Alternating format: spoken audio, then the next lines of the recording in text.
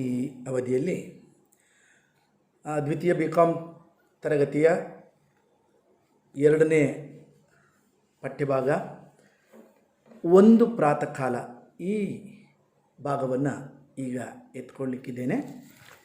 ಇದು ಒಂದು ಬೆಳಗಿನ ಸಂದರ್ಭವನ್ನು ನಮ್ಮ ಎದುರುಗಡೆ ತರ್ತಕ್ಕಂಥ ಒಂದು ಕವನ.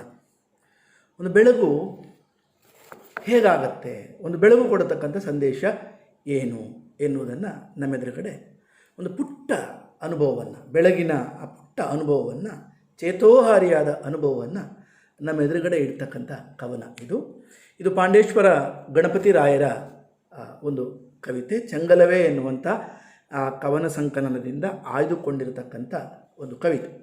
ಅವರ ಕವಿ ಪರಿಚಯಕ್ಕೆ ಸಂಬಂಧಪಟ್ಟ ಮಾಹಿತಿಗಳು ನೀವು ಪಠ್ಯಭಾಗದಿಂದ ಸಹಜವಾಗಿ ಗಮನಿಸ್ಕೊಳ್ತೀರಿ. ಹಾಗಾಗಿ ನಾನು ಇಲ್ಲಿ ಮುಖ್ಯವಾಗಿ ಈ ಕವಿತೆ ಆ ಕಾಲಘಟ್ಟದ ನವೋದಯ ಕಾಲಘಟ್ಟದ ಗುಣವನ್ನು ಆ ಕವಿತೆ ತೋರಿಸುವಂಥದ್ದು ಮತ್ತು ಆ ಕವಿತೆ ಒಂದು ಬೆಳಗನ್ನು ಹೇಗೆ ನೋಡುತ್ತದೆ ಎನ್ನುವುದನ್ನು ಹೇಳ್ತಾ ಆ ಕಾಲಘಟ್ಟದಲ್ಲಿ ಮತ್ತು ಕನ್ನಡದ ಸಂದರ್ಭದಲ್ಲಿ ಬಂದ ಬೆಳಗಿಗೆ ಸಂಬಂಧಪಟ್ಟ ಬೇರೆ ಬೇರೆ ಅಭಿವ್ಯಕ್ತಿಗಳನ್ನು ನಿಮ್ಮ ಗಮನಕ್ಕೆ ತರುವ ಪ್ರಯತ್ನವನ್ನು ಮಾಡ್ತೇನೆ. ಮುಖ್ಯವಾಗಿ ಒಂದು ಪ್ರಾತಃ ಕಾಲ ಕವನ ಒಂದು ಹೊಸಗನ್ನಡ ಕವಿತೆ. ಈ ಕವಿತೆ ನವೋದಯ ಕಾಲಘಟ್ಟದ ನಿಸರ್ಗ ಪ್ರೀತಿಯನ್ನು, ನಿಸರ್ಗ ಪ್ರೇಮವನ್ನು ಹೇಳ್ತಕ್ಕಂಥ ಒಂದು ಕವಿತೆ. ನವೋದಯದ ನಿಸರ್ಗ ವರ್ಣನ ಮಾದರಿಯಲ್ಲಿರ್ತಕ್ಕಂಥ ಈ ಕವಿತೆ ಮುಂಬೆಳಗಿನ ಒಂದು ಸುಖಾನುಭೂತಿಯನ್ನು ನಮ್ಮ ಎದುರುಗಡೆಗೆ ನಿವೇದಿಸಿಕೊಳ್ತಾ ಹೋಗುತ್ತೆ. ನಿಸರ್ಗದ ವಿಶೇಷತೆಯ ಕಡೆಗೆ ಹಾಗೆ ಆ ನಿವೇದನೆ ಮಾಡ್ತಾ ಮಾಡ್ತಾ ನಿಸರ್ಗದ ವಿಶೇಷತೆಯ ಕಡೆಗೆ ನಮ್ಮ ಗಮನವನ್ನು ಸೆಳೀತದೆ. ಮತ್ತು ಬಹಳ ಮುಖ್ಯವಾಗಿ ಒಂದು ಬೆಳಗಿನ ಸುಖವನ್ನು ಹೇಳುವುದಷ್ಟೇ ಅಲ್ಲದೆ ಒಂದು ತತ್ವವನ್ನು, ಒಂದು ಸಂದೇಶವನ್ನು, ಒಂದು ಸತ್ಯವನ್ನು, ತಾನು ಕಂಡುಕೊಂಡ ಸತ್ಯವನ್ನು ಕೂಡ ಆ ಕವನ ಮಾತಾಡುತ್ತೆ. ಒಂದು ದಾರ್ಶನಿಕ ಸತ್ಯವನ್ನು ಮಾತಾಡಿದ ಹಾಗೆ ಮಾತಾಡುತ್ತೆ. ಆ ದಾರ್ಶನಿಕ ಸತ್ಯವಾಗಿ ಬದುಕಿನ ಆರಂಭ ಮತ್ತು ಕೊನೆ ಇದೆರಡೂ ಕೂಡ ಮೌನವೇ ಆಗಿದೆ ಎನ್ನುವುದನ್ನು ಮತ್ತು ಆ ಮೌನದ ಮಹತ್ವವನ್ನು ಅರ್ಥ ಮಾಡಿಕೊಂಡ ಹಾಗೆ ಕವಿ ಇಂದ್ರಿಯಬದ್ಧವಾದ ಅನುಭವಗಳ ಮೂಲಕವೇ ಒಂದು ಅರಿವಿಗೆ ತಲುಪುವ ಹಾಗೆ ಈ ಕವನದ ನಿರೂಪಣೆ ಇರುವುದನ್ನು ನೀವು ಗಮನಿಸ್ತೀರಿ. ನೀವು ಕನ್ನಡದ ಈ ಸಂದರ್ಭದಲ್ಲಿ ಗಮನಿಸುವ ಹಾಗೆ ಈ ಬೆಳಗನ್ನು ಹೇಳತಕ್ಕಂಥ ಅನೇಕ ಕವಿತೆಗಳು ನಮಗೆ ಸಿಗ್ತವೆ. ಬೆಳಗನ್ನೇ ವರ್ಣಿಸುವಂಥ ಅನೇಕ ಕವಿತೆಗಳು ನಮಗೆ ಸಿಗ್ತವೆ. ಮುಖ್ಯವಾಗಿ ಕುವೆಂಪು ಅವರ ಆನಂದಮಯ ಈ ಜಗದ್ಹೃದಯ, ದೇವರ ದಯೆ ಕಾಣು ಎನ್ನುವ ಪದ್ಯ ನಿಮಗೆ ಗೊತ್ತಿದೆ. ಹಾಗೆ ಶರತ್ಕಾಲದ ಸೂರ್ಯೋದಯದಲ್ಲಿ ಬಹಳ ಅದ್ಭುತವಾದಂಥ ಕವಿತೆ ಶ್ರೀ ಕುವೆಂಪು ಅವರ ಕವಿತೆ. ಆಮೇಲೆ ಬೇಂದ್ರೆಯವರ ಕವನ ಬಹಳ ಪರಿಚಿತವಾಗಿರ್ತಕ್ಕಂಥ ನಿಮಗೆ ಗೊತ್ತಿದೆ. ಮೂಡಣ ಮನೆಯ ಮುತ್ತಿನ ನೀರಿನ ಎರಕಾವ ಹೊಯ್ದ ನುಣ್ಣ ನೆರಕಾವ ಹೊಯ್ದ. ಆಮೇಲೆ ಗಿಡಗಂಟೆಯ ಕೊರಳೊಳಗಿಂದ ಹಕ್ಕಿಗಳ ಹಾಡು, ಗಂಧರ್ವರ ಸೀಮೆಯಾಯಿತು ಕಾಡಿನ ನಾಡು ಎನ್ನುವ ಈ ಕವಿತೆಯನ್ನು ಕೂಡ ನೀವು ಗಮನಿಸಿದ್ದೀರಿ ಅಂತ ನಾನು ಅಂದ್ಕೋತೇನೆ. ಆಮೇಲೆ ಕುವೆಂಪು ಅವರ ಗೀತೆ ಮತ್ತು ಬೇಂದ್ರೆ ಇವರ ಗೀತೆ ಆದ ಹಾಗೆ ನಮಗೆ ಮುಖ್ಯವಾಗಿ ಆ ತರುವಾಯದಲ್ಲಿ ಕಾಣಿಸಿಕೊಳ್ಳುವ ಪೂತಿ ನರಸಿಂಹಾಚಾರ್ಯರ ಗೀತೆಯನ್ನು ಕೂಡ ನೀವು ಗಮನಿಸಬಹುದು. ಹಿರಿಯ ಮೌನ ವಿಕಾಸ, ರವಿಕರ ಸ್ಪರ್ಶಕ್ಕೆ ಜಾರುವ ಅನುಭವವನ್ನು ಹೇಳ್ತಕ್ಕಂಥ ಕವಿತೆ ಅದು. ಮೂಡಣ ಕಣಿವೆಯ ಹಿಮದವ ಕುಂಟನ ರವಿಕರ ಸ್ಪರ್ಶಕ್ಕೆ ಜಾರುತ್ತಿದೆ ಎನ್ನುವ ಈ ಅನುಭವವನ್ನು ಹೇಳುವ ಹಾಗೆ, ಒಂದು ಹೆಣ್ಣಿನ ಅವಕುಂಠನವನ್ನು ಸರಿಸುವ ಹಾಗೆ, ಪರದೆಯನ್ನು ಸರಿಸುವ ಹಾಗೆ ಆ ಸೂರ್ಯನ ಕಿರಣಗಳು ಆ ಮಂಜಿನ ಸೆರಗನ್ನು ಸರಿಸ್ತಾ ಹೋಗುವುದನ್ನು ತುಂಬ ಸೊಗಸಾಗಿ ಆ ಕವಿತೆ ನಮ್ಮ ಎದುರುಗಡೆ ಕಟ್ಟಿಕೊಡುತ್ತೆ. ಹಾಗೆ ಆಲನಹಳ್ಳಿ ಕೃಷ್ಣ ಅವರ ಭಿನ್ನವಾದ ನೆಲೆಯ ಒಂದು ಬೆಳಗು ಕವನವನ್ನು ಕೂಡ ನಾವು ಕನ್ನಡದಲ್ಲಿ ನೋಡೋದಕ್ಕೆ ಸಾಧ್ಯ ಇದೆ. ಅದಲ್ಲದೆ ಜಾನಪದ ಸಂದರ್ಭದ ಒಳಗಡೆ ನೀವು ಗಮನಿಸುವುದಾದರೆ, ಮುಂಗೋಳಿ ಕೂಗ್ಯಾವ ಮೂಡು ಕೆಂಪೇರಿಯಾವ ಸ್ವಾಮಿ ನನ್ನಯ್ಯ ರಥವೇರಿ ಬರುವಾಗ ನಾವೆದ್ದು ಕೈಯ ಮುಗಿದೇವ, ಈ ಪದ್ಯವನ್ನು ಕೂಡ ನೀವು ಗಮನಿಸಿಕೊಳ್ಳೋದಕ್ಕೆ ಸಾಧ್ಯ ಆಗುತ್ತೆ ಈ ಜಾನಪದ ಗೀತೆಯನ್ನು. ಅದಲ್ಲದೆ ಅಕ್ಕ ಮಹಾದೇವಿಯ ವಚನವೊಂದರಲ್ಲಿ ಗಮನಿಸುವ ಹಾಗೆ, ಲೋಕದ ಚೇಷ್ಟೆಗೆ ರವಿ ಬೀಜವಾದಂತೆ, ಬಹಳ ಅದ್ಭುತವಾದಂಥ ತತ್ವವೊಂದನ್ನು ಅಕ್ಕ ಮಹಾದೇವಿ ನಮ್ಮ ಎದುರುಗಡೆ ಇಡ್ತಾರೆ. ನೋಡಿ, ಇವರೆಲ್ಲರೂ ಕೂಡ ಬೆಳಗನ್ನು ಅನುಭವಿಸಿದವರು. ಬೆಳಗು ಕತ್ತಲೆಯನ್ನು ಸರಿಸಿ ಲೋಕವನ್ನು ಒಂದು ಚೇತನಾವಸ್ಥೆಗೆ ತರತಕ್ಕಂಥ ಒಂದು ದೊಡ್ಡ ಚಾಲಕ ಶಕ್ತಿಯಾಗಿ ಕಾಣಿಸಿಕೊಂಡದ್ದನ್ನು ಕನ್ನಡದ ಮನಸ್ಸುಗಳು ವಿಶೇಷವಾಗಿ ಅನುಭವಿಸಿವೆ. ಅದರಲ್ಲಿ ಕೂಡ ನವೋದಯ ಕಾಲಘಟ್ಟದ ಕವಿತೆಗಳೇ ಬಹಳ ಮುಖ್ಯವಾಗಿ ಇಡೀ ಕಾಲಘಟ್ಟವೇ ನಿಸರ್ಗದ ಮೇಲೆ ಒಂದು ವಿಶೇಷವಾದ ಮಮತೆಯನ್ನು ಅಥವಾ ಒಲವನ್ನು ಸ್ಪಂದನೆಯನ್ನು ತೋರ್ತಕ್ಕಂಥ ಕಾಲಘಟ್ಟ ಅದು. ಆ ಕಾಲಘಟ್ಟದಲ್ಲಿ ಬಂದಂಥ ಕವಿತೆ ಇದು. ಇಡೀ ಕವನವನ್ನು ನೀವು ಗಮನಿಸೋದಾದರೆ, ನನ್ನ ಸಾರಾಂಶ ರೂಪದಲ್ಲಿ ನಿಮ್ಮ ಗಮನಕ್ಕೆ ನಾನು ತರೋದಾದರೆ, ಉದಯ ಕಾಲದಲ್ಲಿ ಸಚೇತನಗೊಂಡಂಥ ನೆಲ, ನೀರು, ಮರ, ಹಕ್ಕಿ, ಹೂವು ಎನ್ನುವ ಈ ಇಂದ್ರಿಯಕ್ಕೆ ಗೋಚರವಾಗುವ ಸಂಗತಿಗಳನ್ನು ಈ ಕವನ ಗಮನಿಸ್ತಾ ಗಮನಿಸ್ತಾ ಗಮನಿಸ್ತಾ ಈ ಇಂದ್ರಿಯಬದ್ಧವಾದ ದೇಹದ ಮೂಲಕವಾಗಿ ಪಡೆಯುವ ಅನುಭೂತಿಯನ್ನು ಒಟ್ಟುಗೂಡಿಸಿಕೊಳ್ತಾ ಇದರ ಆಚೆಗಿನ್ನುವ ಯಾವುದೋ ಒಂದು ಸತ್ಯವನ್ನು ತಲುಪಿದ ಹಾಗೆ ಬದುಕಿನ ತುದಿ ಮತ್ತು ಮೊದಲು ಎರಡೂ ಕೂಡ ಅದು ಮೌನ ಎನ್ನುವಂಥ ಸತ್ಯದ ಅರಿವಿಗೆ ತಲುಪುವ ಹಾಗೆ ಈ ಕವನ ಇದೆ. ಉದಯದ ಹೊಸ ಸುಖದಲ್ಲಿ ಮೀಯುತ್ತಾ ನಿಸರ್ಗದ ಒಳಗಡೆಯೇ ಬದುಕಿಗೆ ಇರುವಂಥ ಒಂದು ಪಾಠವನ್ನು ಗುರುತಿಸುವ ಹಾಗೆ ಇರತಕ್ಕಂಥ ಒಂದು ಸಂವೇದನೆಯಾಗಿ ನಿಮಗದು ಬರುತ್ತೆ. ಮತ್ತು ಇಡೀ ಬೆಳಗನ್ನು ನೀವು ಗಮನಿಸುವ ಹಾಗೆ ಅದು ಇಂದ್ರಿಯಗಳಿಗೆ ಸಂಬಂಧಪಟ್ಟಿರುವುದು. ಕಣ್ಣು, ಕಿವಿ, ಮೂಗು, ಚರ್ಮ, ಈ ಇಂದ್ರಿಯಗಳಿಗೆ ಸಂಬಂಧಪಟ್ಟಿರುವುದು. ನಿಸರ್ಗದ ಇಡೀ ಚಲನೆ ಏನಿದೆ, ನಿಸರ್ಗದ ಒಳಗಡೆ ಬದುಕುವ ಮನುಷ್ಯನ ನಿಸರ್ಗಾನುಭೂತಿಗೆ ಸಂಬಂಧಪಟ್ಟಿರೋದು. ಮತ್ತು ನಾವು ಬೆಳಗನ್ನು ಅನುಭವಿಸುವಂಥದ್ದು ಈ ಭೌತಿಕವಾದ ಬದುಕಿನಲ್ಲಿಯೇ, ಭೌತಿಕವಾದ ಶರೀರದಲ್ಲಿಯೇ. ಈ ಕವನವು ಕೂಡ ಅದನ್ನೇ ಗಮನಕ್ಕೆ ತರುತ್ತೆ. ಈ ಭೌತಿಕವಾದ ಶರೀರದ ಮೂಲಕ ನಿಸರ್ಗವನ್ನು ಆಸ್ವಾದಿಸುತ್ತಾ ಅನುಭವಿಸುತ್ತಾ ಇದರ ಆಚೆಗಿರುವ ಒಂದು ತತ್ವವನ್ನು ನಮ್ಮ ಕನ್ನಡದ ಕವಿತೆಗಳು ತುಂಬ ಸೊಗಸಾಗಿ ಬೇರೆ ಬೇರೆ ಸಂದರ್ಭಗಳಲ್ಲಿ ನಮ್ಮ ಎದುರುಗಡೆ ಇಡ್ತಾ ಹೋಗ್ತವೆ. ನೀವು ಬೇಂದ್ರೆಯವರ ಕವಿತೆಗಳನ್ನು ಗಮನಿಸಿದರೆ ಶಾಂತಿರಸವೇ ಪ್ರೀತಿಯಿಂದ ಮೈದೋರಿದಣ್ಣ ಅಂತ ಹೇಳುವ ಮಾತಿರಬಹುದು, ದೇವರು ರುಜು ಮಾಡಿದನು ಎನ್ನುವ ಕುವೆಂಪು ಅವರ ಮಾತಿರಬಹುದು. ಇದು ಸೂರ್ಯೋದಯ ಚಂದ್ರೋದಯ ಎನ್ನುವಂಥದ್ದು ಅದು ಬರೀ ಬೆಳಗು ಅಲ್ಲ, ಇದು ದೇವರ ದಯೆ ಎನ್ನುವಂಥ ಮಾತುಗಳಿರಬಹುದು. ಇದೆಲ್ಲವೂ ಕೂಡ ಈ ನಿಸರ್ಗದ ಅನುಭೂತಿಯನ್ನು ಪಡಿತಾ ಈ ಮನಸ್ಸುಗಳು ಕಂಡುಕೊಂಡಂಥ ಸತ್ಯ. ಅವು ಆತ್ಯಂತಿಕವಾದ ಒಂದೇ ಸತ್ಯವನ್ನು ಎಲ್ಲ ಪದ್ಯಗಳು ಮಾತಾಡಬೇಕಂತಿಲ್ಲ. ಈ ಪದ್ಯ ಏನಿದೆ, ಈ ಕವಿತೆ ಏನಿದೆ, ಬದುಕಿನ ತುದಿ ಮತ್ತು ಮೊದಲು, ಆರಂಭ ಮತ್ತು ಕೊನೆ ಎರಡೂ ಕೂಡ ಅದು ಮೌನವೇ ಎನ್ನುವಂಥ ಒಂದು ತತ್ವವನ್ನು ಈ ಕವಿತೆ ಕಂಡುಕೊಳ್ಳುತ್ತೆ. ನೀವು ಕವಿತೆಯೊಳಗನ್ನು ನೀವು ಪ್ರವೇಶ ಮಾಡುವುದಾದರೆ ಇಡೀ ಬೆಳಗು ನಡೀತಾ ಇರುವಂಥದ್ದು, ಬೆಳಗು ಸಂಭವಿಸ್ತಾ ಇರುವಂಥದ್ದು, ಒಂದು ಜಿಟಿ ಸಣ್ಣ ಹನಿ ಮಳೆ ಬರ್ತಾ ಇರುವ ಬೆಳಕಿನ ಚಿತ್ರಣ ನಮಗೆ ಕವಿತೆಯ ಆರಂಭದಲ್ಲಿ ಸಿಗ್ತಾ ಇದೆ. ನೋಡು ಹೊಂಬಿಸಿಲಲ್ಲಿ ಹನಿಮಳೆ, ಇದರ ನಡುವೆ ಹೊಳಲ ಗಾಳಿ ಬೀಸ್ತಾ ಇದೆ. ಈ ಪರಿಸರದಲ್ಲಿ ಇಂಥದ್ದೊಂದು ಸುಂದರವಾದ ಆವರಣದಲ್ಲಿ ಬೆಳಗಾಗ್ತಾ ಇದೆ. ನೋಡಿ, ಹನಿ ಮಳೆ ಬರುವ ಹೊತ್ತಿನ ಒಳಗಡೆ ಸುಂದರವಾದ ಆವರಣದಲ್ಲಿ ಬೆಳಗಾಗ್ತಾ ಇದ್ದ ಹಾಗೆ ಆ ಬೆಳಗಿನ ಜೊತೆಗೆ, ಸೂರ್ಯ ರಶ್ಮಿಯ ಜೊತೆಗೆ ನೀರ ಹನಿಗಳು ಸೇರಿ ಬೆಳಗಿಗೆ ಒಂದು ಬಣ್ಣ ಮೆತ್ತಿಕೊಳ್ಳುತ್ತೆ, ಬೆಳಗಿಗೆ ಒಂದು ರಂಗು ಮೆತ್ತಿಕೊಳ್ಳುತ್ತೆ. ಆ ಕಡೆ ಮೂಡಣದ ಆ ಕಣಿವೆಯ ಇಂದ ಮೂಡಿ ಬರುವ ಸೂರ್ಯನೂ ಬಣ್ಣ ಮೆತ್ತಿಕೊಂಡವನು, ನಿಸರ್ಗದ ಈ ಮಳೆ ಇತ್ಯಾದಿ ಬೆಳವಣಿಗೆಗೂ ಕೂಡ ಆ ಸೂರ್ಯ ರಶ್ಮಿಗೆ ಬಣ್ಣವನ್ನು ಮೆತ್ತಿದ್ದರ ಪರಿಣಾಮವಾಗಿ ಒಂದು ಕಾಮನ ಬಿಲ್ಲು ಮೂಡಿದೆ. ಬಹುಶಃ ಸೂರ್ಯೋದಯಕ್ಕೆ, ಸೂರ್ಯನಿಗೆ ಒಂದು ಒಳ್ಳೆಯ ಫ್ರೇಮ್ ಹಾಕಿದ ಹಾಗೆ, ಚೌಕಟ್ಟು ಕಟ್ಟಿದ ಹಾಗೆ ಆ ಆರಂಭವೇ ಸೂರ್ಯನಿಗೆ ಒಂದು ಸೊಗಸಾದ ಒಂದು ಆವರಣವನ್ನು, ಒಂದು ಪ್ರಭಾವಳಿಯನ್ನು ಕಟ್ಟುವ ಹಾಗೆ ಆ ಕಾಮನ ಬಿಲ್ಲಿನ ಚಿತ್ರವನ್ನು ತರ್ತಾ ಇದೆ. ಹಾಗೆ ಆ ಕಾಮನ ಬಿಲ್ಲಿನ ಚೌಕಟ್ಟಿನ ಒಳಗಡೆ ಚೌಕಟ್ಟನ್ನು ಹೊಂದ್ಕೋತಾ ಉದಯಿಸಿ ಬರುವ ಸೂರ್ಯನ ಬೆಳಕು, ಆ ಹೊಂಬೆಳಕು ಏನಿದೆ, ಆ ಹೊನ್ನ ಬಣ್ಣದ ಬೆಳಕಿನ ನೇಸರ ಕಿರಣಗಳೇನಿವೆ ಅವು ಚಿಗುರಿನ ಮೇಲೆ ಬಿದ್ದಾಗ ಚಿಗುರಿನಲ್ಲಿ ಉರಿ ಏಳುವಾಗ, ಇಲ್ಲಿ ಸುಡುವ ಉರಿಯಲ್ಲ ಸುಖದ ಉರಿ ಎನ್ನುವುದನ್ನು ಗಮನಿಸಿಕೊಳ್ಳಿ. ಹಾಗೆ ಉರಿ ಏಳುವ ಹಾಗೆ ಚಿಗುರುಗಳು ಗೋಚರಿಸ್ತವೆ. ಯಾಕಂದರೆ ಚಿಗುರಿನ ಬಣ್ಣವು ಕೆಂಪು, ಅಲ್ಲಿ ಬೀಳ್ತಾ ಇರುವ ಬಣ್ಣವು ಬಿಸಿಲ ಬಣ್ಣವೂ ಕೂಡ, ಬೆಳಗಿನ ಬಿಸಿಲ ಬಣ್ಣವೂ ಕೂಡ ಕೆಂಪನ್ನು ಸೇರಿ ಉರಿ ಏಳುವ ಹಾಗೆ ತುಂಬ ಸೊಗಸಾದ ಚಿತ್ರವನ್ನು ಆ ಕವಿತೆ ನಮ್ಮ ಎದುರುಗಡೆ ಕಟ್ಟಿಕೊಡ್ತಾ ಹೋಗುತ್ತೆ. ಆಮೇಲೆ ಮಳೆ ಬಿಸಿಲುಗಳ ಸಂಗಮದಲ್ಲಿ ನಿಮಗೆ ಈಗಾಗಲೇ ಹೇಳಿದ ಹಾಗೆ ಒಂದು ಕಾಮನ ಬಿಲ್ಲಿನ ಚಿತ್ರವನ್ನು ಕೂಡ ಅಲ್ಲಿ ಕಟ್ಟಿಕೊಡ್ತಾ ಇದೆ. ಆ ಕಾಮನ ಬಿಲ್ಲು ಕೊಳದಲ್ಲಿ ಪ್ರತಿಫಲಿಸ್ತಾ ಇದೆ, ಸುಂದರವಾದಂಥ ಬಿಂಬ ಕೊಳದಲ್ಲಿ ಪ್ರತಿಫಲಿಸ್ತಾ ಇದೆ.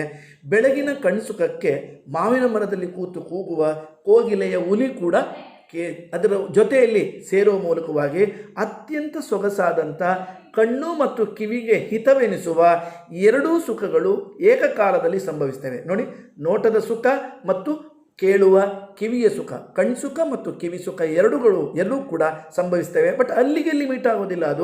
ಅದು ಮೂಗು, ಚರ್ಮ ಇವೆಲ್ಲವನ್ನು ಒಳಗೊಂಡ ಹಾಗೆ ಬಹುಶಃ ಬಾಯಿಯ ಮೂಲಕವಾಗಿ, ಮಾತಾಗಿ ಬರುವ ಮೂಲಕವಾಗಿ ಆ ನಾಲಿಗೆಯ ಸುಖವೂ ಕೂಡ ಹಾಗೆ ವ್ಯಕ್ತ ಆಗುತ್ತೆ ಅಂತ ಅಂದ್ಕೊಳ್ಳೋದಕ್ಕೆ ಸಾಧ್ಯ ಆಗಿದೆ. ಹೀಗೆ 5 ಮಾದರಿಯ ಇಂದ್ರಿಯಗಳನ್ನು ಆವಾಹಿಸಿಕೊಂಡ ಹಾಗೆ ಬೆಳಗಿನ ಒಂದು ಚಿತ್ರವನ್ನು ನೀವು ಕಾಣೋದಕ್ಕೆ ಸಾಧ್ಯ ಆಗುತ್ತೆ. ಆರಂಭದಲ್ಲಿಯೇ 2ನೇ ಸ್ಟ್ಯಾನ್ಸದಲ್ಲಿಯೇ ಕವನವನ್ನು ಉಲಿಯುವ ಕೋಗಿಲೆಯ ಚಿತ್ರ ಬರ್ತಾ ಇದೆ. ಸ್ವತಃ ಕವನವಾಗಿ ಈ ಕವಿತೆಯೊಳಗಡೆ ಒಂದು ನಿಸರ್ಗದ ಕವಿತೆಯನ್ನು ಹಾಡತಕ್ಕಂಥ ಕೋಗಿಲೆಯನ್ನು ಅಲ್ಲಿ ತರ್ತಾ ಇದೆ. ನೋಡಿ, ಮಾವಿನ ಮರದಲ್ಲಿ ಕೂತು ಕೂಗುವಂಥ ಕೋಗಿಲೆಯ ಚಿತ್ರ ಬರ್ತಾ ಇದೆ. ಇದು ಕಿವಿ ಸುಖದ ಇಂಪನ್ನು ಕೂಡ ಕಾವ್ಯ ನಮಗೆ ಆ ಬೆಳಗಿನ ಸುಖವಾಗಿ ತಾನು ಅನುಭವಿಸಿದ್ದನ್ನು ನಮಗೆ ಹಂಚಿಕೊಡ್ತಾ ಇದೆ. ಮತ್ತು ಈ ನೆಲದ ಸ್ಥಿತಿ, ಕೊಳ, ಆಮೇಲೆ ಮೇಲಿನ ಮರದ ಟೊಂಗೆಯಲ್ಲಿ ಕುಳಿತ ಹಕ್ಕಿ, ಈ ಸುಂದರವಾದ ಚಿತ್ರಗಳನ್ನು ದಾಟಿಕೊಂಡು ಆಕಾಶದ ಕಡೆಗೆ ಹೋಗ್ತಾ ಇದೆ ಕವಿತೆ. ಅಲ್ಲಿ ಬಿಳಿ ಮುಗಿಲುಗಳು ಕಾಣಿಸ್ತೇವೆ. ಕಾರ್ಮುಗಿಲಿನ ಕಾಲ ಅಲ್ಲ ಅದು.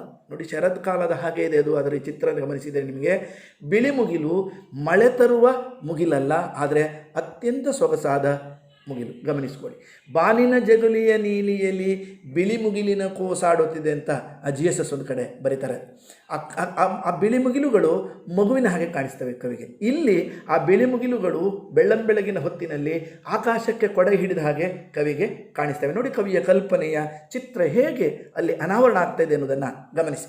ಇಡೀ ಲೋಕವೇ ಮೈದೋರಿದ ಹಾಗೆ, ಬೆಟ್ಟಗಳ ಇಡೀ ಜಗತ್ತು ಬೆಳಗಾಗ್ತಾ ಇದ್ದ ಹಾಗೆ ಎಲ್ಲ ಒಂದು ಸಾರಿ ಓಪನ್ ಅಪ್ ಆಗ್ತಾ ಇದೆ. ಆ ಓಪನ್ ಅಪ್ ಆಗುವ ಹೊತ್ತಿಗೆ ದೂರದ ಬೆಟ್ಟಗಳು ಬಹಳ ಸೊಗಸಾಗಿ ಕಾಣಿಸ್ತಾ ಇದ್ದಾವೆ. ಬಹುಶಃ ಸರಿ ಬಿಸಿಲು ಪೂರ್ತಿಯಾಗಿ ಏರಿದ ಮೇಲೆ ಆ ಬೆಟ್ಟ ಅಷ್ಟು ಚೆಂದ ಕಾಣಿಸೋದಿಲ್ಲ, ಅಷ್ಟು ಸ್ಪಷ್ಟವಾಗಿ ಕಾಣಿಸೋದಿಲ್ಲ. ನಾವು ಕಣ್ತೆರೆಯುವ ಹೊತ್ತು, ನಮ್ಮ ನೀರವ ಮೌನದ ರಾತ್ರಿಯನ್ನು ಕಳೆದು ನಿದ್ದೆಯನ್ನು ಕಳೆದು ಎದ್ದ ಹೊತ್ತಿನಲ್ಲಿ ಬೆಳಗಾಗ್ತಾ ಇದ್ದ ಹಾಗೆ ಹೊರ ಜಗತ್ತು ನಿಧಾನ ಅದರ ಪರದೆಯನ್ನು ಸರಿಸಿ ನಮ್ಮ ಎದುರುಗಡೆ ಕಾಣಿಸಿಕೊಂಡ ಹೊತ್ತಿನಲ್ಲಿ ನಮಗೆ ಆ ಜಗತ್ತು ಪ್ರಕಟವಾಗ್ತಾ ಇರುವ ಗಳಿಗೆಯಲ್ಲಿ ಅಲ್ಲಿ ಸುರಿತಾ ಇರುವಂಥ ನೀರಜರಿಗಳು ಹೇಗೆ ಕಾಣಿಸ್ತವೆ ಅನ್ನೋದನ್ನು ಹೇಳ್ತಾ ಕವಿತೆ ಹೇಳುತ್ತೆ. ಹಾಲ್ನೊರೆಯ ಜಲಪಾತಗಳು ಕಂಗೊಳಿಸ್ತವೆ ಅನ್ನುವ ಬೆಳ್ಳೊರೆಯ ಹಾಗೆ. ನೋಡಿ, ದೂರದಿ ತೋರುವ ಶೈಲಾವಳಿಂ ಹಾಲೆರೆದಂತಿಳಿವ ಹೊನಲು. ಹಾಲು ಎರೆದ ಹಾಗೆ ಹೊನಲು ಇಳಿತಾ ಇದೆ, ಹಾಲೆರೆದ ಹಾಗೆ. ಹಾಲು ಅತ್ಯಂತ ಸುಖದಾಯಕವಾದ ನೋಟವೂ ಕೂಡ ಹೌದು. ಗಮನಿಸಿಕೊಳ್ಳಿ, ಅದು ರುಚಿ ಮಾತ್ರ ಅಲ್ಲ, ಅದರ ನೋಟವೂ ಕೂಡ ಸುಖದಾಯಕವಾದದ್ದು. ನಾವು ದೂರದಲ್ಲಿ ಬೀಳುವ ಜಲಪಾತಗಳ ಆ ಬಿಳಿ ನೊರೆಗಳನ್ನು ಹಾಲ್ನೊರೆಗೆ ಸಂವಾದಿಯಾಗಿಯೇ ಕಾಣ್ತೇವೆ. ಇಲ್ಲಿ ಕವಿತೆ ಕೂಡ ಹಾಗೆ ಕಾಣಿಸ್ತಾ ಇದೆ, ಹಾಗಾಗಿ ಕಾಣ್ತಾ ಇದೆ. ಆ ಮೂಲಕವಾಗಿ ಕಣ್ಣಿನ ಸುಖಕ್ಕೆ ಮತ್ತಷ್ಟು ಮೊತ್ತವನ್ನು ಕಾವ್ಯ ಸೇರಿಸಿಕೊಳ್ತಾ ಇದೆ. ಅದರ ಜೊತೆಯಲ್ಲಿ ದೂರದಿ ತೋರುವ ಶೈಲಾವಳಿಯಿಂದ ಸುರಿಯುವ ಈ ಹಾಲ್ನೊರೆಯೋಪಾದಿಯ ಈ ನೀರ ತೊರೆಗಳನ್ನು ದಾಟಿಕೊಂಡು ಸಾರುವನುಂದನಿ ಗೀತಾವಲಿ. ನೋಡಿ, ಸಾರುವನುಂದನಿ ಗೀತಾವಲಿ ತಂಗಾಳಿಯ ಗಂಧದೊಳಾಡುತ್ತಿದೆ. ಸಾರುವನುಂದನಿ ಗೀತಾವಲಿ ತಂಗಾಳಿಯ ಗಂಧದೊಳಾಡುತ್ತಿದೆ. ತಂಗಾಳಿಯ ಗಂಧದಲ್ಲಿ, ತಂಗಾಳಿ, ಆ ಗಾಳಿ ಹೇಗಿದೆ ಕೇಳಿದರೆ ಅದು ಗಂಧವನ್ನು ಹೊತ್ಕೊಂಡು ಬಂದಿದೆ, ತೇವಭರಿತವಾಗಿದೆ. ಈ ಗಾಳಿಯ ಚಿತ್ರವೇ ಬಹಳ ಸೊಗಸಾಗಿದೆ ಮಕ್ಕಳು. ಗಮನಿಸಿ, ತಂಗಾಳಿ, ಬೆಳಗಿನ ಗಾಳಿ ಸುಗಂಧಗಳನ್ನು ಹೊತ್ತು ಬರುತ್ತೆ. ಯಾಕೆ ಕೇಳಿದರೆ ಬೆಳ್ಳಂಬೆಳಿಗ್ಗೆ ಅರಳುವ ಹೂವುಗಳ ಸುಗಂಧಭರಿತವಾದಂಥ ಆ ಪರಿಮಳವನ್ನು ಹೊಂದಿ ಬರ್ತಾ ಇರತಕ್ಕಂಥ ಗಾಳಿಯಾದ ಕಾರಣಕ್ಕಾಗಿ ಬೆಳಗಿನ ಪ್ರಭಾತ ಏನಿದೆ, ಆ ಆರಂಭದ ಸಮೀರ ಏನಿದೆ, ಅದು ಸುಗಂಧಭರಿತವಾದ ಸಮೀರ. ಆ ಸಮೀರ ಸುಖದಾಯಕವೂ ಕೂಡ ಹೌದು. ಅದು ಚರ್ಮಕ್ಕೆ ಕೊಡುವ ಸುಖ ವಿಶಿಷ್ಟವಾದ್ದು. ಆ ಗಾಳಿಯ ಗಂಧವನ್ನು ಅನುಭವಿಸ್ತಾ ಇದೆ. ಮುಂದಿನ ಭಾಗ ಕಾವ್ಯ ತಾನು ಕಂಡುಕೊಂಡ ಸತ್ಯವನ್ನು ಹೇಳ್ತಾ ಇದೆ. ನೋಡಿ, ಮೌನದ ಮಧುರಿಮೆ ಯೂದುತ ಸೃಷ್ಟಿ ಸ್ಮಿತ ಸುಮ ಸುರಭಿಯ ಸೂರ್ಸುದೆ. ಸ್ಮಿತ ಸುಮ, ಅರಳಿದ ಹೂವುಗಳ ಪರಿಮಳವನ್ನು ಸೂಸ್ತಾ ಇದೆ. ಈ ಇಂದ್ರಿಯಗಳೆಲ್ಲದರ ಮೂಲಕವಾಗಿ ಒಂದೊಂದಾಗಿ ಕಣ್ಣು, ಕಿವಿ ಮತ್ತು ಮೂಗು ಇವೆಲ್ಲವೂ ಸೇರಿದ ಹಾಗೆ ಒಂದೊಂದೇ ಅನುಭೂತಿಯನ್ನು ಅನುಭವಿಸ್ತಾ ಈ ಚರ್ಮವನ್ನು ಒಳಗೊಂಡ ಹಾಗೆ ಈ ಎಲ್ಲ ಸುಖವನ್ನು ಅನುಭವಿಸ್ತಾ ದಾಟಿಕೊಂಡು ಹೋಗುವಂಥ ಕವನ ಒಂದು ಹಂತದಲ್ಲಿ ಒಂದು ತಾತ್ವಿಕ ಸಂದೇಶವನ್ನು ಕೊಡುವ ಮಟ್ಟದ ಅನುಭೂತಿಗೆ ಒಳಗಾಗುತ್ತೆ. ಅದು ಕಂಡುಕೊಂಡ ಸತ್ಯ ಏನು ಕೇಳಿದರೆ, ಮೌನವೇ ಬಾಳ್ಕೆಯ ತುದಿ ಮೊದಲು. ಈ ಸುಂದರ ಒಂದು ತತ್ವ, ಈ ಬೆಳಗನ್ನು ಬೆಳಗಾಗಿ ಅನುಭವಿಸುವುದು ಬೇರೆ, ಅದನ್ನು ಸುಖವಾಗಿ ಅನುಭವಿಸುವುದು ಬೇರೆ. ಆ ಸುಖದ ಹಿಂದೆ ಇರತಕ್ಕಂಥ ತತ್ವವನ್ನು ಅರ್ಥ ಮಾಡಿಕೊಳ್ಳೋದು ಬೇರೆ. ಈ ಸುಳಿಯುವ ಗಾಳಿ, ತಂಗಾಳಿ, ಸುಂದರವಾದಂಥ ಬೆಳಗು, ಅತಿ ಸುಮಧುರವಾದಂಥ ಗೀತಾವಲಿಯೋಪಾದಿಯಲ್ಲಿರ್ತಕ್ಕಂಥ ಕೋಗಿಲೆ, ದುಂಬಿ ಇವುಗಳ ಕೂಜನ, ದನಿ, ಹುಲಿ ಇವೆಲ್ಲವೂ ಸೇರಿದ ಹಾಗೆ ಅತ್ಯಂತ ಆಹ್ಲಾದಕರವಾದ ಮನಸ್ಸು ಈ ನಿಸರ್ಗವನ್ನು ಒಂದು ಸಂತೋಷದ ತಾಣವಾಗಿ ಅರ್ಥ ಮಾಡಿಕೊಳ್ತಾ, ಜೊತೆಗೆ ಈ ಈ ಈ ಈ ಈ ಮೌನವನ್ನು ಒಡೆದು ಮೂಡಿದ, ಈ ನೀರವದ ಹೊತ್ತಿನಲ್ಲಿ ಒಡೆದು ಮೂಡಿದ ಸೂರ್ಯ ಮತ್ತೆ ಪುನಃ ಆ ಮೌನಕ್ಕೆ ಸರಿಯೋ ಹೊತ್ತು ಜಗತ್ತಿನ ದಿನನಿತ್ಯದ ಆಗುಹೋಗಾಗಿ ಹೇಗೆ ಕಾಣಿಸ್ತದೆಯೋ ಹಾಗೆಯೇ ಬದುಕಿನ ಆರಂಭ ಮತ್ತು ಕೊನೆಯಾಗಿ ಮೌನವನ್ನು ಕವಿತೆ ಗಮನಿಸಿಕೊಳ್ತಾ ಇದೆ. ನೋಡಿ, ಕವಿತೆಯ ಮುಂದಿನ ಭಾಗವನ್ನು ಗಮನಿಸಿದರೆ ಅಳಿದ ಹೂವು, ಅರಳಿದ ಹೂವು, ಸುಗಂಧಭರಿತ ಸುಂದರ ನಗೆ ಇವೆಲ್ಲವನ್ನು ಗಮನಿಸಿದ ಮೇಲೆ ಉದಯ ಕಾಲದ ಸುಖಾನುಭೂತಿ ಎನ್ನುವಂಥದ್ದು ಒಂದು ತತ್ವ ಸಂದೇಶದ ಎಚ್ಚರವಾಗಿ ಕವಿತೆಯೊಳಗಡೆ ಕಾಣಿಸಿಕೊಳ್ತಾ ಇದೆ. ಆ ಕವಿಯೊಳಗಡೆ ಒಂದು ಆನಂದವಾಗಿ ಅದು ಬಣ್ಣದ ಕನಸುಗಳಿಗೆ ಕಾರಣವಾಗ್ತಾ ಇದೆ. ನೋಡಿ, ನೀವು ವರ್ಡ್ಸ್ವತ್ನ ರೊಮ್ಯಾಂಟಿಕ್ ಕಾವ್ಯದ ತತ್ವವನ್ನು ಗಮನಿಸಿದರೂ ನಿಮಗೆ ಭಾಳ ಸ್ಪಷ್ಟವಾಗಿ ಅರ್ಥ ಆಗುತ್ತೆ. ನಿಸರ್ಗವನ್ನು ಅಥವಾ ಲೋಕಸಂಗತಿಯನ್ನು ಅತೀ ತೀವ್ರವಾಗಿ ಅದರ ಸಂವೇದನೆಗೆ ಒಳಗಾಗುವ ಹೊತ್ತು ಕವಿಗೆ ತನ್ನ ಭಾವನೆಯ ಉಕ್ಕಂದ ಉಂಟಾಗತ್ತೆ ಎನ್ನುವ ಹಾಗೆ ವರ್ಡ್ಸ್ವತ್ ಮಾತಾಡ್ತಾರೆ. It's a turning loose of emotions ಅಂತ. It's a turning loose of emotions. ಆ ಭಾವನೆಯ ಸ್ವಚ್ಛಂದವಾದ ಹರಿವು ಅದೇ ಕಾವ್ಯ ಆಗುತ್ತೆ ಅಂತ. ಯಾವಾಗ ತುಂಬ ಒಳಗಡೆ ಭಾವನೆ ತುಂಬಿಕೊಳ್ಳುತ್ತೆ ಅದು ಕಾವ್ಯವಾಗಿ ಬರುತ್ತೆ. ಬೇಂದ್ರೆ ಬಳಿ ಒಂದು ಮಾತು ಬರುತ್ತೆ, ಒಳಗೆ ತುಂಬಿದರೆ ಹದ ಹೊರ ಹೊಮ್ಮುವುದು ಪದ ಅಂತ. ಈ ಒಳಗೆ ಹದ ತುಂಬುವ ಹಾಗೆ ಈ ಇಡೀ ಕವಿತೆ ಬೆಳಗಿನ ಒಂದು ಸುಖವನ್ನು ಅನುಭವಿಸಿ ಆ ಸುಖವೇ ಭಾವನೆಯ ಉಕ್ಕಂದವಾಗಿ ಕವಿತೆಯಾಗಿ ಹೊರಹೊಮ್ಮುವುದನ್ನು ಕಾವ್ಯ ಇಲ್ಲಿ ನಮ್ಮ ಎದುರುಗಡೆ ತರ್ತಾ ಇದೆ. ಆ ಕವಿತೆ, ಆ ಕವಿಯ ಒಳಗಿನ ಆನಂದವೇ ಕವಿತೆಯಾಗಿ ಬಣ್ಣದ ಕನಸುಗಳು ಗರಿಕಟ್ಟಿವೆ ಅನ್ನೋದನ್ನು ಹೇಳ್ತಾ ಅಲ್ಲಿಂದಲೇ ಕವಿತಾ ಮಾತೆಯ ತೊದಲು ಹುಟ್ಟುತ್ತಾ ಇದೆ ಎನ್ನುವುದನ್ನು ಹೇಳ್ತದೆ ಕವಿತೆ. ನೋಡಿ, ಎನ್ನೆದೆಯೊಳಗ ಆನಂದದ ಬೆಳ್ವಳ ಕಾವರಿಸುತ್ತ ನಿರ್ಮಲ ಸುಖದ ಬಣ್ಣದ ಕನಸುಗಳೆನಿತೋ ಬರೆದಿದೆ ಕವಿತಾ ಮಾತೆಯ ತೊದಲುಲಿ. ಕವಿತೆ ಹುಟ್ಟುವುದಕ್ಕೆ ಕಾರಣವಾಗುವ ಹಾಗೆ ಈ ಬೆಳಕು ಈ ಕವಿಯನ್ನು ಸಂಪೂರ್ಣವಾಗಿ ಒಂದು ಹೊಸ ಲೋಕದಲ್ಲಿ ತೇಲಿಸಿದ್ದ ಚಿತ್ರ ನಮಗಿಲ್ಲಿ ಬರ್ತಾ ಇದೆ. ಕಾವ್ಯಕ್ಕೆ ಇಷ್ಟು ಮಾತ್ರ ಉದ್ದೇಶ ಅಲ್ಲ, ಗಮನಿಸ್ಕೊಳ್ಬೇಕು ನೀವು. ಕನಸುಗಳು ಕವಿತೆಯಾಗಿ ಒಂದು ದುಡುಕಿಲ್ಲದ ಸಾವಧಾನವನ್ನು ಕೋರ್ತವೆ ಅನ್ನೋದನ್ನು ಗಮನಿಸಿ. ದಾರಿಗನನ್ನು ಕರೆದು ನೀನು ಅವಸರ ಪಡಬೇಡ, ಬದುಕನ್ನು ಸಾವಧಾನವಾಗಿ ಅನುಭವಿಸುವಂತ. ಕವಿ ಬೆಳಗನ್ನು ಸಾವಧಾನವಾಗಿ ತಾನು ಅನುಭವಿಸಿದ ಕವಿ ಬದುಕನ್ನು ಸಾವಧಾನವಾಗಿ ಅನುಭವಿಸುವ ಹಾಗೆ ದಾರಿಗನಿಗೆ ಅಥವಾ ಬದುಕಿನ ಪಯಣದಲ್ಲಿ ನಿರತನಾದಂಥ ಮನುಷ್ಯನಿಗೆ ಕರೆ ಕೊಡ್ತಾ ಇದೆ ಅನ್ನೋದನ್ನು ಗಮನಿಸಿ. ಚಿಗುರೆಲೆಗಳ ಮೇಲಿರುವ ಸಂದೇಶವನ್ನು ಓದಿಕೋ ಅನ್ನುವಂತೆ ಹೇಳ್ತಾ ಇದೆ ಮನುಷ್ಯನಿಗೆ. ಇಲ್ಲಿ ಚಿಗುರೆಲೆಗಳ ಮೇಲಿರುವ ಸಂದೇಶವನ್ನು ಓದಿಕೋ ಅಂತ ಹೇಳುವಂಥದ್ದು ಏನು ಕೇಳಿದರೆ, ಲೋಕದಲ್ಲಿ ಇರುವ ಸತ್ಯವನ್ನು, ನಿಸರ್ಗವನ್ನು ಸರಿಯಾಗಿ ಗಮನಿಸುವ ಮೂಲಕ, ನೋಡುವ ಮೂಲಕ ನೀನು ಅರ್ಥ ಮಾಡಿಕೋ ಎನ್ನುವ ಮಾತನ್ನು ಸ್ಪಷ್ಟವಾಗಿ ಕವಿತೆ ಎದುರಿಗೆ ಇಡ್ತಾ ಇದೆ. ಈ ನಿಸರ್ಗದ ಸುಖ, ಅದು ಹುಟ್ಟಿಸುವ ಏಕಾಂತದ ತಿಳಿವು, ಅದು ಕೊಡುವ ಸತ್ಕವಿಯ ಸಖ್ಯವನ್ನು ಮಾಡುವ ಹಾಗೆ ಹೇಳುವ ಮೂಲಕವಾಗಿ ಕವನದ ಕೊನೆ ನೋಡಿ, ಒಂದೇ ನೋಟದಿ ಒಂದೇ ಭಾವದಿ ಒಂದೇ ಕಾಂತದ ಈ ತಿಳಿವ ಇಂದೇ ತಿಳಿವಡೆ ಸತ್ಕತಿ ಸಂಗವ ಇಂದೇ ಬೆಳೆಸೈ ದಾರಿಗನಿ. ಕಾವ್ಯ ಸಂಘವನ್ನು ಮಾಡು, ಸಾಹಿತ್ಯದ ಸಂಘವನ್ನು ಮಾಡು ಎನ್ನುವ ಮೂಲಕವಾಗಿ ತಾನು ಲೋಕವನ್ನು ಅನುಭವಿಸಿ ಆ ಅನುಭವಿಸಿದ ಪರಿಣಾಮವಾಗಿ ಕಾವ್ಯವನ್ನು ಕಟ್ಟಿ, ಈ ಕಟ್ಟಿದ ಕಾವ್ಯ ಲೋಕದ ಈ ಸತ್ಯವನ್ನು ಅತಿ ಸುಲಭವಾಗಿ ನಿಮಗೆ ಮನವರಿಕೆ ಮಾಡ್ತದೆ, ಇದನ್ನು ಗಮನಿಸಿ ಎನ್ನುವ ಹಾಗೆ ಲೋಕಕ್ಕೆ ಹೇಳುವ ಮೂಲಕವಾಗಿ ಕವಿ ಸಂತೋಷವನ್ನು ಅನುಭವಿಸುವ ಮತ್ತು ಸಂತೋಷದ ಅನುಭವವನ್ನು ಕಾವ್ಯವಾಗಿ ಕಟ್ಟುವ, ಕಟ್ಟಿದ ಕಾವ್ಯವನ್ನು ಬದುಕಿಸುವ ಸಹೃದಯರನ್ನು ಅಪೇಕ್ಷಿಸುವ ಈ ಮೂರೂ ಅಂಶಗಳು ಈ ಕವಿತೆಯ ಒಳಗಡೆ ನಮಗೆ ಗೋಚರ ಆಗುತ್ತೆ. ಒಟ್ಟಂದದಲ್ಲಿ ಅದರ ಫಲಿತವಾಗಿ ನಾವು ಇಷ್ಟು ವಿವರಗಳನ್ನು ಅರ್ಥ ಮಾಡ್ಕೋಬಹುದು. ಬೆಳಗು ಎನ್ನುವಂಥದ್ದು ಬರೀ ಬೆಳಗು ಅಲ್ಲ. ಬೆಳಗು ಎನ್ನುವಂಥದ್ದು ಬರೀ ಬೆಳಗು ಅಲ್ಲ. ನೀವು ಬೇಂದ್ರೆಯವರು ಹೇಳಿದಾಗೆ, ಇಳೆಯೆಂಬುದು ಬರೀ ಮಣ್ಣಲ್ಲ ನಮಗೋ ನೋಡುವ ಕಣ್ಣಿಲ್ಲ. ಇಳೆಯೆಂಬುದು ಬರೀ ಮಣ್ಣಲ್ಲ ನಮಗೋ ನೋಡುವ ಕಣ್ಣಿಲ್ಲ ಅಂತಂದ ಹಾಗೆ ಬೆಳಗು ಬರೀ ಬೆಳಗು ಅಲ್ಲ. ಬೆಳಗು ನಮಗೆ ಪ್ರತಿದಿನ ನಮಗೆ ಪಾಠವನ್ನು ಮಾಡುತ್ತೆ. ಅದು ತನ್ನದೇ ಆದ ಒಂದು ಸತ್ಯವನ್ನು, ತತ್ವವನ್ನು ಇಟ್ಟುಕೊಂಡಿದೆ. ನಾವು ಬದುಕಿನಲ್ಲಿ ಕಂಡುಕೊಳ್ಳಬೇಕಾದಂಥ ದೊಡ್ಡ ಪಾಠಗಳು ಈ ನಿಸರ್ಗದ ಒಳಗಿವೆ ಎನ್ನುವ ಹಾಗೆ ಕವಿತೆ ಬೆಳಗು ಬರಿಯ ಬೆಳಗು ಅಲ್ಲ ಎಂಬ ನಿಲುವಿಗೆ ಬರುವುದನ್ನು ಇಲ್ಲಿ ಗುರುತಿಸ್ತೀರಿ.